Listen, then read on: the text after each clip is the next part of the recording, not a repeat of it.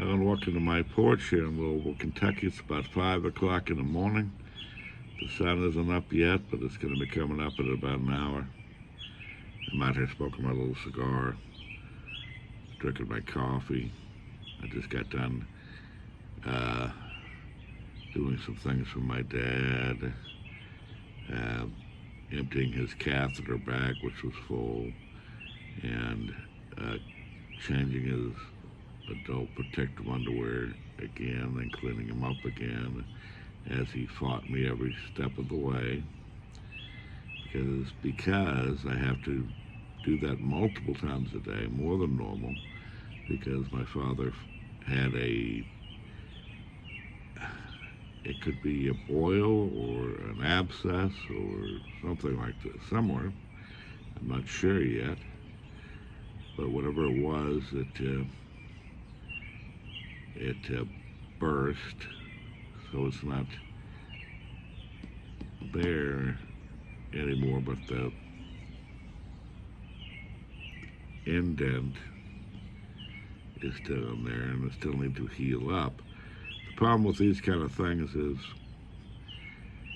when you're cleaning these folks up who don't want to be cleaned up, they're not cooperative, you can miss these things in the early stages when they form because you're getting battled against every step of the way.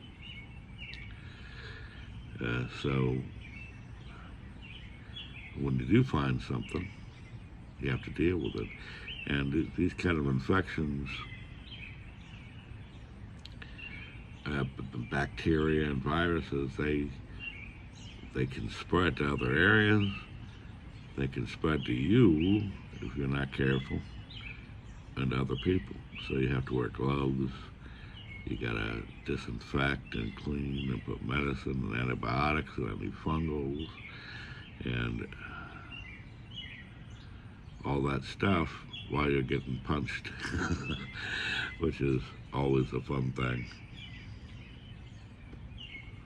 But that's part of the life of a family caregiver. We endure because we have to. If we don't endure, they're going to be taken care of in a facility, and we don't want that. Luckily,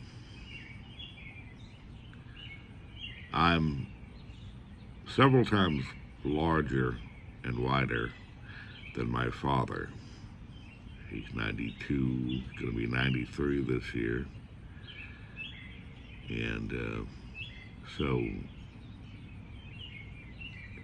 him hitting me doesn't bother me too much. I don't feel it. And my young caregiver, 22-year-old,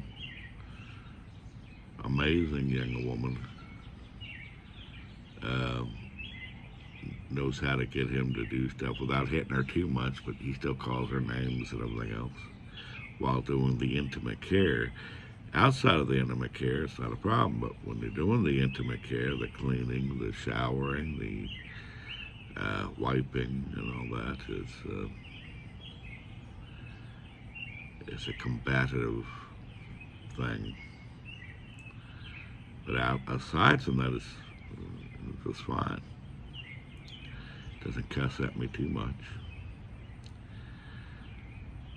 But when you have an abscess or a boil or whatever down there, it's not like you're taking care of it on your own. If you have it on yourself, you know how to deal with it, clean it here and there. But when they're doing it with someone else, they're fighting you every step of the way. It makes for a long day and night. So, but you have to do it multiple times a day to keep that infection from spreading, especially to an older person. For an older person who has lower immunity, and so you have to nip these things in the bud when you find them and deal with them as they arise as best you can. And there's no just putting it off. So I'm up, smoking my cigar after the battle. But like I said, I'm much larger than my father, so it's not a horrific thing to me. I can't imagine having to deal with somebody who's younger, bigger, or stronger, like a wife taking care of her husband. And if they were combative like that, I don't think that's possible. I think when they get combative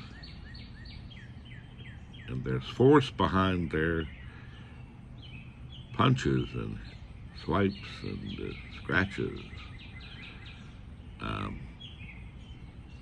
if you don't have the upper hand on that, if you're not the bigger person, it's probably not something you can do by yourself. Luckily for me, I'm the larger one. Both my sisters were very small, smaller than my dad. I'm bigger than my dad. They could never do this. And they admit that. They admitted that. They could not possibly do what I do. And I understand 100%.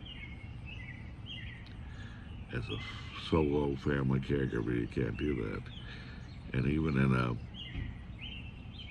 a group, if you've got a combative person, unless you can take those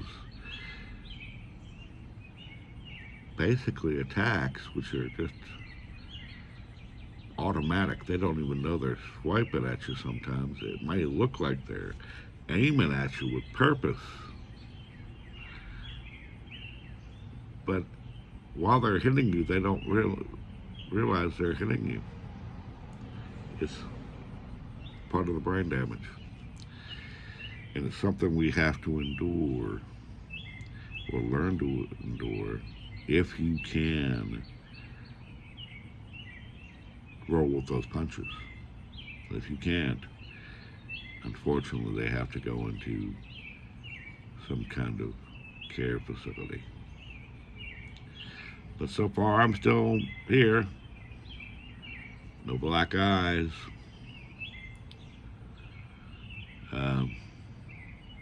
But I'm always tired. And now you know why. In any case, I'm going to sign off here. It's July 3rd. Tomorrow's the 4th of July. I'm not going to have any help this weekend. Of course, I don't have any senior helpers on the weekends anymore. But even if I did, they probably wouldn't come tomorrow or the next day. But it is what it is. It's going to be a long weekend for me dealing with this until I get this viral, bacterial, whatever under control. In any case, take care. Have a good Friday, and I'll talk to you again at another time.